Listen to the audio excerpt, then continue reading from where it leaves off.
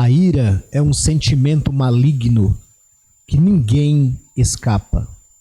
Todos, de alguma forma, se manifesta a ira em alguns acontecimentos. Porém, aqueles que creem em Jesus, ele disse que o reino dele será estabelecido no nosso interior. Lembrando que nós fomos gerados no pecado, crescemos em um mundo pecaminoso e agora estamos com uma promessa do reino de Deus ser estabelecido no nosso interior. Imagina quantas curas nós precisamos ter até que esse grande fenômeno venha a ocorrer dentro de nós. A ira é um grande mal de toda a humanidade. Por detrás da ira há espíritos caídos. Todos devem batalhar para conter esse sentimento que traz grande destruição sobre as famílias e às vezes levando até a morte de pessoas por causa do sentimento da ira. Muitos não reconhecem a ira como um demônio, como um sentimento das trevas, como um pecado, um insulto contra o Deus que nós servimos. E desgovernado ainda mantém esse padrão de ira à frente de todos os acontecimentos, ficando exposto, mostrando a tua nudez e demonstrando uma falta de intimidade com o Criador.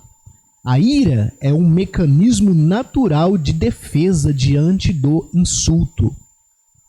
Um mecanismo da alma. Um mecanismo, muitas vezes, pecaminoso, que se defende diante do insulto para não sofrer aquela agressão por palavras ou por calúnia. E lembrando que o Senhor Jesus foi como um cordeirinho mudo, sem falar absolutamente nada, sem se manifestar a tua justiça própria. A ira é um mecanismo natural de defesa diante do insulto e da rejeição. A ira pode ser oculta ou manifesta. Porém, quem está deprimido geralmente acha que não é irado. Essa ira é dirigida contra a pessoa de quem se esperava amor, mas que frustrou suas expectativas. A ira desperta o desejo de ferir ou destruir o outro. O ciclo de ira e depressão envolve a seguinte sequência: ofensa, ira, depressão. Enquanto a ira produz doença, o amor produz saúde. A criança com pais opressores e irados tem mais possibilidade de se tornar agressiva, por se acostumar com reações afetivas inadequadas. Isso pode fazer com que ela, quando adulta, se relacione com um cônjuge de maneira hostil. A ira é um espírito maligno que veio do inimigo de Deus. Ela não é intrínseca ao homem. Ela está oculta em nosso interior como uma semente. A ira produz culpa, agressividade, tristeza, paralisia e fraqueza. Ela é imprevisível. Somente o poder da cruz acaba com a ira. Ou seja, a vinda do Espírito de Deus para dentro de nós expulsa o espírito da ira de nosso ser. A ira é uma sensação de desprazer que envolve a mente, vontade, emoção e o corpo do homem. Esse sentimento sempre é estimulado por um acontecimento que os nossos olhos é errado e injusto. Ela é uma resposta ao que nos gera frustração, dor, vergonha e rejeição. É um mecanismo que produz amargura, divisão e condenação. Quando um homem tem uma vida de desobediência a Deus, ele pode se irar a qualquer momento, mediante os acontecimentos circunstanciais que cercam a sua vida. Isso ocorre porque uma desobediência provoca acontecimentos que nos irritam, porque abrimos brechas, perdendo a proteção divina. Por isso, quem obedece a Deus está protegido dos acontecimentos desagradáveis, injustos e perversos. Quantas coisas existem hoje em sua vida que você acha que Deus está sendo injusto? Às vezes não é com palavras que dizemos que Deus é injusto, mas com nossos sentimentos. Por isso o Criador pergunta: é razoável esta tua ira? Jonas capítulo 4, no versículo 4. A maior parte da ira que brota em nosso coração é por não aceitarmos a justiça divina, por encararmos a ação de Deus como injusta e perversa, é que nos iramos. Porém, se não temos a mente governada por Cristo, como poderemos julgar se os acontecimentos são justos ou injustos? O tratamento psicológico natural aponta os erros, mas não apresenta soluções eficazes.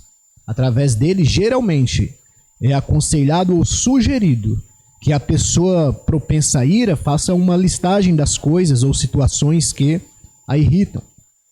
E após isso, procure evitar tudo que consta na lista. O escapismo é a solução que esse tipo de terapia proporciona.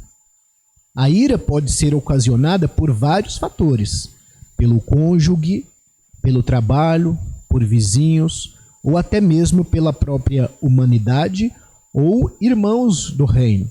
Desta maneira, chegamos a uma simples conclusão: é impossível evitar tudo o que nos irrita. Por isso, Deus nos oferece soluções definitivas. Precisamos admitir que a ira é uma reação pecaminosa, demoníaca, das trevas, pois enquanto você a justificar, ela será incurável. Precisamos confessar a Deus o pecado de ira e pedir que Ele remova da nossa mente o padrão mental aceitável da ira. Também devemos constantemente rememorar a graça e a misericórdia divina, que se renova sobre todos a cada amanhecer. Meu irmão, minha irmã em Cristo Jesus, hoje vivemos uma dispensação de uma profecia que o Espírito Santo irá habitar no coração de um pequeno rebanho. Pouquíssimas pessoas conseguem atingir esse nível de cura, de rejeitar o mal por fé em Jesus Cristo. Pouquíssimas pessoas conseguem atingir essa excelência de cura, tomando a medicação correta, aceitando a medicação para ir direto na raiz do mal e assim o Espírito Santo morar dentro de nós e nos conduzir na nossa vida. Que Deus possa te dar a visão de que o reino dele é para ser estabelecido no interior do homem, uma grande promessa. O reino dele é a mansidão, é o domínio, é o ficar como o cordeirinho mudo, é não rebater, não reivindicar os direitos de uma natureza pecaminosa, porque Deus é quem justifica todos nós. Todos nós estamos com esse mal, é difícil sair desse mal que é a ira, mas em nome de Jesus nós iremos ser curados pela iluminação da palavra. Deus te abençoe.